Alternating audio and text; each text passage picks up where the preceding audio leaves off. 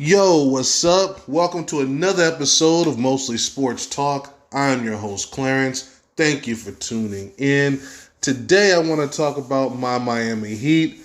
But before I start, make sure you like, share, comment, subscribe, and hit the notification bell to make sure you're aware of all my latest content. Now, on to today's topic. Yes, I am a diehard Miami Heat fan from way back in the day. I've been a fan since the expansion days, since the Sherman Douglas, Ronnie Cycli days. And I know depending on how old you are, you have no idea who I'm talking about. But yeah, that's a video for another day. Anyway, last season, Riley decided to run it back after that bubble trip to the finals, and it was a disappointing season, ending in a sweep by the eventual champs, the Milwaukee Bucks. President and GM Pat Riley took that and decided to, hey, I'm going to do what I always do, improve the roster. So he added Kyle Lowry, PJ Tucker, and Markieff Morris to that roster and kind of rechanged everything. And now on paper, that is a major upgrade defensively. And most analysts acknowledge they would be good before the season started, but they would be on the outside of that most elite group. Well, we are 6 games in, and they are 5-1 with their only loss coming in overtime.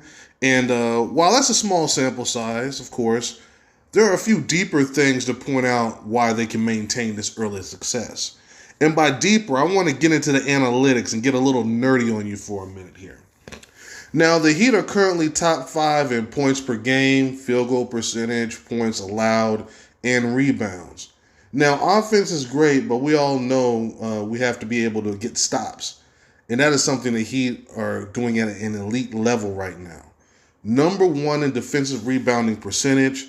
They're number 1 in defensive rating at 95.1. The last teams that were at a 95 were the Spurs and Pistons way back in 2003, 2004. Number 2 in opponent effective field goal percentage at 46.4. The Pacers were better back in 13 and 14. They were at 46%. Number 2 in pick and roll defense. Jimmy Butler is currently the leader in defensive win shares with Bam at number 4. In fact, the starting lineup of Bam, Jimmy, PJ, Duncan, and Lowry are ranked number 4 in defensive rating.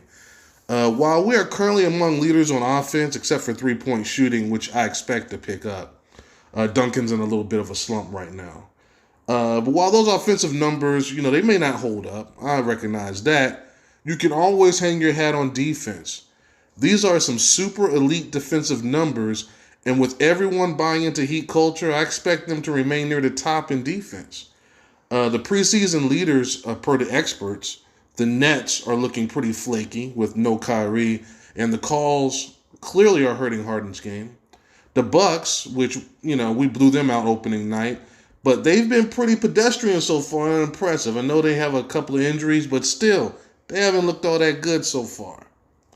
The drama with the Sixers and, Ben Simmons and a very mediocre coach in Doc Rivers, that video is coming soon. But yeah, they just haven't, they haven't been impressive for a couple years now. They are very beatable, so no one's afraid of the Sixers. Boston hasn't been able to recapture that magic that they had a few years ago. I know it's early, but based on the current landscape of the way it looks in the East, instead of the dark horse, the Heat just might be the favorites to get out of the East. And with that being said, I'm going to close it out right here. If this is your first time, don't make it your last. What team has impressed you so far or been the surprise? Has everything turned out the way you thought it would about 6 games in? And what team has been the biggest disappointment? Let me know in the comments below, and I will see you next time. Peace.